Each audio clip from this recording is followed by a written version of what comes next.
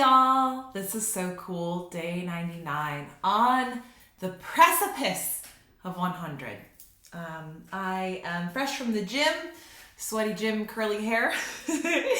And I wanted to talk today about procrastination station and how sometimes things will build and build and build until we finally decide to take some action. And it really makes me think of Gene Key 9. The ninth Gene Key, I should say, is all about inertia.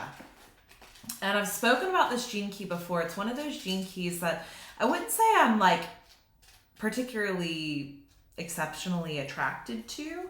I'm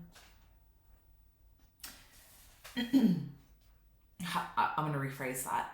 I am attracted to it. I am not a massive fan of the medicine it brings, but it comes up very, very often for me. And what's so interesting is the shadow of the ninth Gene Key is actually inertia. So whereas inertia could be interpreted as a somewhat decent thing. It's like once that first step is taken, then there's momentum and flow.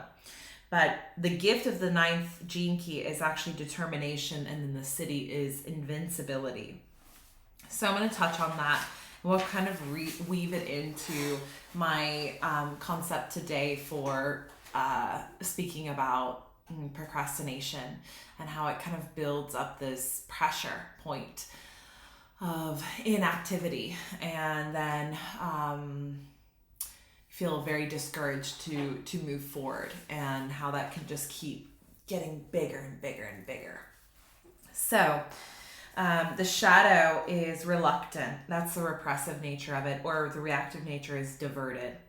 So the reluctance is inner reluctance in the repressed side of the ninth shadow.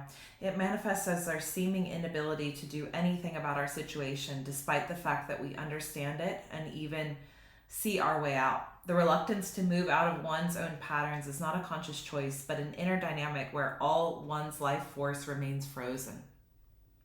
This reluctance is essentially a paralysis of our will, brought about by following familiar, repetitive patterns that do not serve us. To break out of our inner reluctance is to leave our safety zone and move directly into our fears. It can be frustrating to onlookers that these people are unable to break their patterns, but it is just as frustrating for those in the grip of such deep-seated fear. Ultimately, it comes down to the power of human will to either break through or fall into a continual and miserable decline. Also, we have the reactive nature, which I think is a very interesting thing to bring into the conversation too. It says diverted. The reactive nature of the ninth shadow involves a totally different kind of inertia. These people can be highly restless and fidgety, as though nothing inside them can sit still. Their tactic is diversion, and they unconsciously seek any stimulus to draw some of their energy and fury out of their body. Naturally, such people cannot sustain this escapist pattern indefinitely, and it takes an enormous toll on their health and often their finances. These people cannot find a fixed pattern in life at all. If they were to do so, all their rage would explode out of them. This makes it impossible for them to maintain serious commitments for any length of time. Although their lives are not inert in their strict sense of the word, they are inert in terms of fulfillment because they can simply never rest or relax. So you can see how, this sort of over movement, which is a distracted state and moving in things that are sort of irrelevant to the thing, or moving in ways that are repressed, can really delay someone from stepping into their purpose and getting things done that need to get done. Then we move into the gift of determination. Gift of determination is built upon the rock of the very smallest acts. Every intentional act is a magical act. Even the smallest action has a spin-off effect that travels out into the universe. Excuse me. The strange thing about the gift of determination is that more determined you become, the less energy and willpower you have to use. This is contrary to the common view of determination, which is generally held to be a great battle or struggle. However, the secret of determination is about momentum. All those little acts done with heart begin to build up an inner momentum that eventually becomes unstoppable. The force of the entire universe begins to gather behind such a person. It is only at the beginning that you have to use great force, because those first steps out of the shadow frequency take such enormous strength of will and courage. Thus, the ninth gift reveals one of the greatest secrets of the gift frequency. The more you tread the path of heart, the easier it gets. Instead of being tamed by life, you forge your own direction and destiny through taming the smallest and most inconsequential acts in your life. By the way, I'm reading from the Gene Key Bible by Richard Rudd. All those small acts done with heart begin to build up an inner momentum that eventually becomes unstoppable.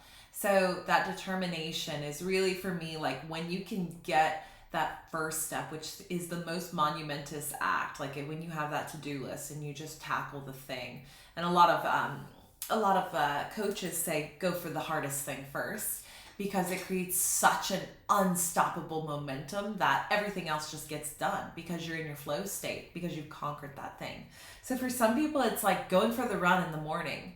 For me this morning, it was snoozing one time after my 5:50 alarm went off and waking up at 6. That was super hard. I knew it was going to be my hardest thing I had to do today. And it was so fucking hard. I had every reason not to. Every reason.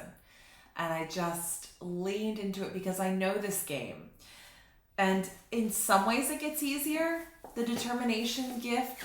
But in some ways it's like always a struggle. And my mind is so creative with like, you don't need to do that. You don't have to do that. That's really hard. That's really challenging.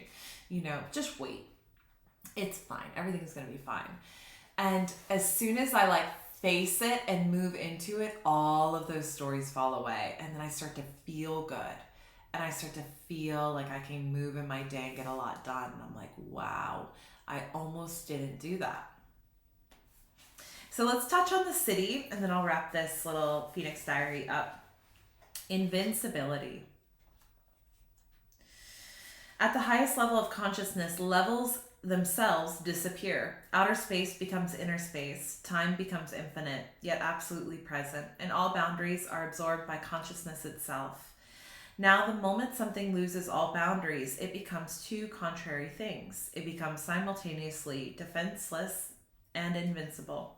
Invincibility can therefore be defined as merging your individual awareness back into the consciousness of the universe. To be invincible is to surrender to all possible foes by dissolving your entire reality into them. This is why these two closely named cities, the 9th, which is called the taming power of the small, and the 26th, the taming power of the great, are so intimately interconnected. The 9th represents invincibility, and the 26th represents invisibility. To be invincible is to also be invisible, and vice versa. Invincibility means to dissolve into the will of the universe, and it is a city that has been defied in many different cultures. In Christianity, for example, the Archangel Michael holds the archetype of invincibility. The only force in the universe that is truly invincible is love. Love knows only giving, so it creates a vacuum which in turn continually floods with more love.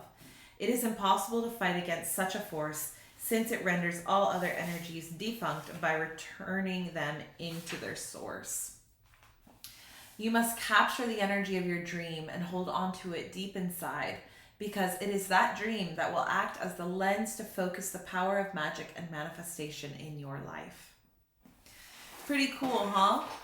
So personally for me, I've been feeling that procrastination and been thinking of that determination and thinking of those little ways I set myself up to win, and thinking of places where I'm still kind of in that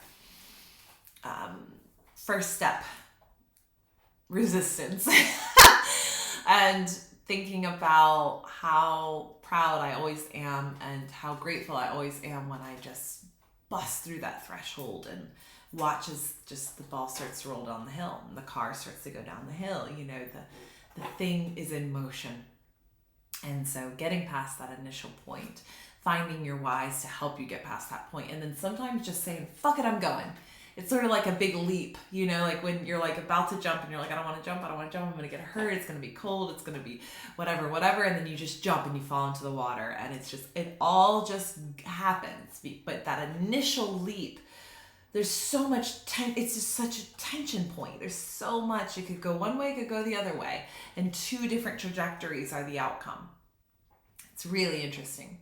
So I hope that you will be bold, I hope that you will be determined, and then eventually that will mold into invincibility, and you'll move forward in your day and get some things done. We are peaking to a full moon, so it's a great time to finish and complete and to let things come fully into illumination for yourself and for others, and see things through to their natural closure. I love you all. Thank you for listening, and I will see you soon.